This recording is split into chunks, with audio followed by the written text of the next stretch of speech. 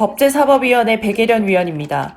법제사법위원회에서 제안한 중대재해 처벌 등에 관한 법률안에 대해 보고드리겠습니다. 중대재해 처벌 등에 관한 법률안은 강은미 의원이 대표 발의한 중대재해에 대한 기업 및 책임자 처벌 등에 관한 법률안, 박주민, 이탄희, 박범계 의원이 발의한 중대재해에 대한 기업 및 정부 책임자 처벌안, 이미자 의원이 대표 발의한 중대재해 예방을 위한 기업의 책임 강화에 관한 법률을 통합 조정한 법입니다. 일단 법의 정확한 명칭은 중대재해 처벌 등에 관한 법률로 바꾸었습니다. 그 이유는 이 법이 기업에만 국한한 것이 아니라 중대재해를 중대산업재해와 중대시민재해로 구분하고 각 재해를 예방하기 위해 안전 및 보건의 의무를 경영 책임자 등에게 부과한 것이기 때문입니다. 이 과정에서 중대재해 예방을 위한 정부의 책임 있는 조치를 부여함으로써 처벌에만 집중한 것이 아니라 예방의 부분까지 확장시켰습니다. 특히 이 법의 입법 취지인 원하청 관계에서 중대산업재해가 발생했을 경우 원청의 경영 책임자에게 책임을 물을 수 있게 한 것은 기존의 산업안전보건법에는 없던 것으로 원청의 책임자를 처벌할 수 있는 유일한 법입니다.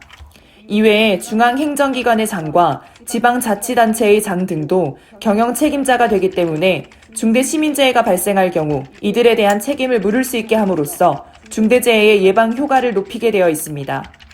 소상공인과 학교, 5인 미만 사업주 등은 법의 적용에서 배제하되 원청의 책임을 여전히 물을 수 있게 함으로써 영세 소상공인 등에 대한 과도한 처벌은 없애고 법의 취지와 목적은 살렸습니다.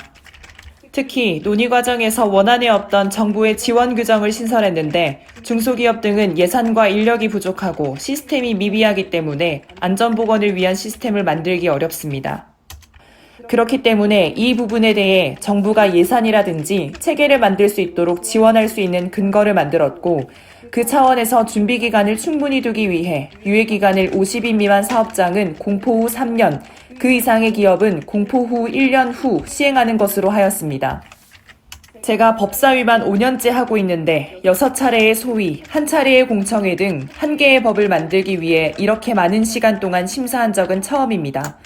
재정법이라 양도 많고 비교 대상도 없었고 논쟁 지점들이 많아서 접점을 찾는 것이 어려웠지만 여야가 머리를 맞대고 논의에 적극적으로 참여해서 합의를 이끌어냈습니다.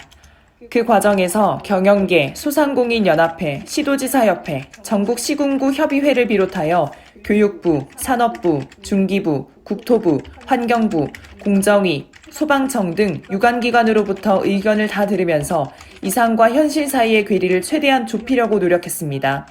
이 법에 대해 노사가 모두 문제를 제기하고 있습니다.